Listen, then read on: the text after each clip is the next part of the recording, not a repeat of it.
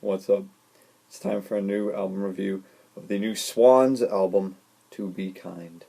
Swans is an experimental rock group formed in New York in 1982. Their first stint lasted 15 years before they disbanded in 1997. However, they did return in 2010 with their album My Father Will Guide Me Up a Rope to the Sky. They started doing live shows again, and in 2012 they released the highly critically acclaimed album The Seer, before finally getting to 2014 with their release To Be Kind. A decent amount of the material on this album had already been made available in lesser versions because it was part of the band's live sets on tour. However, the versions on this album don't really sound anything like their prototypical forms that the band had been using. These songs have been taken to a far greater detail on this record. To get into it, I don't usually talk about the art cover of a record, but I will on this one because it is so striking and because it does give a fair impression of what is found inside. It's this baby's face, this image of humanity and innocence contorted into this twisted cry with this ugly, vomit-looking, mustard-colored yellow background. It's just a really unpleasant image to look at. And I think that is the main theme to take from this album, this idea of humanity being ugly and uncomfortable to look at. I don't really interpret the title to be kind as in kindness, but more of to be humankind, because the lyrics on this album are repetitive ideas thrown out there about what humanity is, what people do, and what it means to be a person. This album is composed of 2 discs, each lasting about an hour, so as a whole, this album is a whopping 2 hours. With that being said, I don't feel like there's a single point on here where the music meanders in any way possible. The best ability of the Swans, if you ask me, is their skill at building up to a singular point of tension. These songs follow a formula for the most part, where they start off with a very few basic elements, a drum beat, a small riff, and these songs grow and build momentum like a snowball, just accumulating other parts as it rolls forward, and by the end you have this monstrous conglomerate of noise. The first track, Screenshot, is such an amazing opener. It begins with a minute and a half of building instrumentation that's all crystal clear. The sounds on this album are incredible. They come alive, the production is great, and then finally Michael Gira enters with his vocals, which, like so many songs on this album, are a repeating theme, where he's saying no love, no hate, and he's sort of projecting this idea of humanity in a screenshot, but not actually being lived out. Michael Gira's voice is incredible for this project. It's very soft, but it always carries this hint of something sinister or maniacal underneath. As Screenshot builds up, this doomed, dramatic piano swoops on in before the tension from this song finally bursts in a glitchy explosion. Michael Gira is yelling here and now over these synchronized guitars and synthesizers that are all melding together into one singular noise, before the song peters out and leads into the next. Just a Little Boy sounds like a track off of Pink Floyd's Dark Side of the Moon. There's this very subtle bass riff that sort of forms the beat of the track, while these strings come in and let out a very moody, gloomy wail over the song. Michael Gira delivers another great vocal performance. He sounds absolutely insane on this song, and while he's yelling out these insane ramblings, these other vocals of a group of people laughing at him just create a very cruel picture. Everything about this song is so crushing, so downtrodden. It's impossible to not get this vibe from the song. It's absolutely fantastic. But something amazing about this album, which can be found on the next song, A Little God in My Hands, and a little bit on Just a Little Boy, is that the Swans never seem like they're having a bad time making this soul-crushing music. Like the guitar riff on A Little God in My Hands is bluesy, but it has this swing to it that's inherently catchy. This album is never too pretentious, and it's never lacking in this sort of cruel fun that the Swans managed to conjure throughout To Be Kind. The visual I get from this record is of the painting The Scream, where this guy is standing with his hands at his face. He looks insane, he looks maddened, and the background is melting away and oozing down across the canvas. That is sort of the image of reality that the Swans give to me on this album. The next track on here is 35 minutes long. It is split into two parts, one, Bring the Sun, and two, Toussaint L'Ouverture. Obviously, it is too comprehensive to really give a good idea of in words, because it does last 35 minutes long. But the first half of Bring the Sun is another slow builder with a guitar riff that it sounds like Tool would have put on one of their records. But something different about this is that leading into the second part, where these accompanying chorus vocals join Michael Gira, is that for once he sounds triumphant. It is, for whatever reason, seeming to be a rare moment of victory on To Be Kind. Toussaint L'Ouverture is such an impressive medley of noises. At first there's wood being sawed and nails being hammered. There's a horse galloping and whinnying.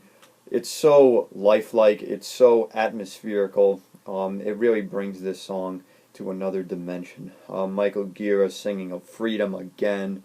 And soon he begins to yell the name of Toussaint L'Ouverture, who, for those who don't know, was the leader of the only successful slave rebellion in history in the country of Haiti. This song is a moment of triumph, but it comes with its maniacal side as well. Michael Gira actually said in an interview that he had been reading the book All Souls Rising, which is about Toussaint, and he was dismayed that in the end, despite leading this revolution, he died in a French prison. So he begins to scream on this track. He barks like a dog at some points. He yells about life is blood and blood is life. This tinge of insanity shows that there is no real victory either in life or even in this album. After that 35-minute epic, the next song is Some Things We Do. It begins with a very pretty plucking and strumming of these strings, and soon these booming bass drums enter to provide a beat. Michael Gira is literally saying on this song some of the things we do, where he says we pray, we kneel, we hunt, while St. Vincent actually provides some shadowing vocals to support him. This song serves as an interlude and a little bit of a respite coming from that 35-minute song, but for what it is, it's so poignant and it so simply describes a few elements of humanity. It just adds a very basic perspective to life in total. But this song would not be on this album if it did not have its tinge of despair, and I think the vocals provide that adequately as well. As this song comes to its conclusion, Michael Gira settles on one phrase to repeat over and over: we love, we love, we love, as if he has weighed the options of what life could be and has settled on this one idea.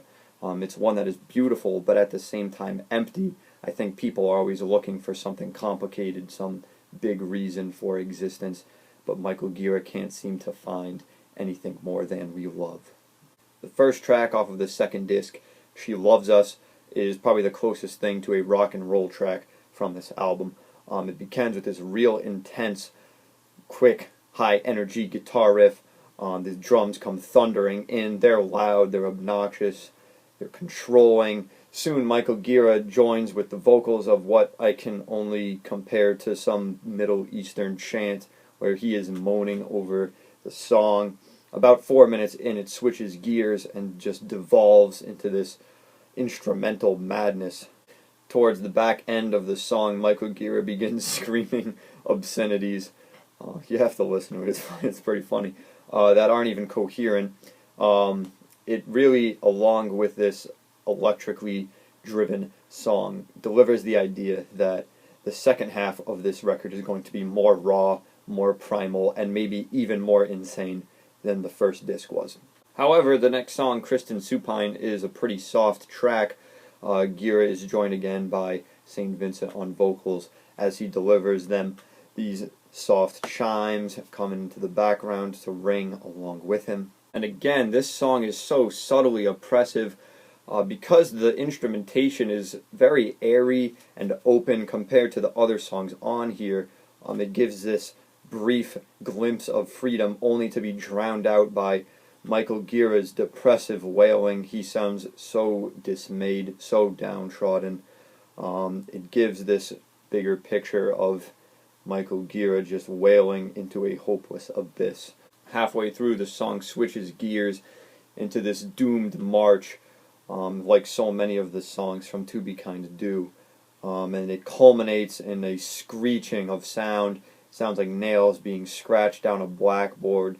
It's a terrifying ending to what started off as a seemingly innocent song on this album. The next song, Oxygen, is more in tune with the first from Disc 2, where it's this punky, high-energy rock song. Michael Gira is yelling, the drums are fast, upbeat, the guitars are loud, screeching, staticky. It's pretty much the perfect punk rock song. As he's yelling, "I need oxygen," he's asking for the one thing this song does not have. It is a suffocating assault of guitar and drum and bass. It's a great, great song. On the next song, Nathalie Neal, it opens up with a very high-paced piano riff that sounds like it could have come off Tim Hecker's album last year. And soon a little vocal snippet joins the piano before it begins its progressive rock sequence. The vocals mainly address the topic of living forever with the music, which is something that I've heard a lot of this decade in particular. The idea of your music lets you live on forever. Before this song comes to its close with a very beautiful and poetic final minute. In this conclusion, for the first time all album, Michael Gira's voice sounds quiet and soft and gentle and innocent, lacking of any underlying insanity or sadness. It just sounds like a voice that is pure. And that leads into the next final concluding song, To Be Kind, where his voice is exhausted. It sounds like it has no fight left in it following the 2 hours of raw emotion that he has poured forth. As Michael Gira sings over this very gentle guitar, he's talking about what it is to be kind, to be real, and it seems as if he has found the answer finally after exploring the capacity of humanity, after some self-reflection, but it is an answer that has disappointed him. It sounds like after all the horrors he has gone through, he was expecting a more triumphant answer in his soul-searching, and hence why he sounds so defeated and so utterly lacking any concluding energy. However, the album does attempt and succeeds in going out with one more final bang. Michael Gira starts singing about the stars in the eyes of people. However, this is not more of a compliment, but it seems to be a warning. He has explored the depths of those stars in people's eyes, their emotions, what they think, and he has come to a grim conclusion.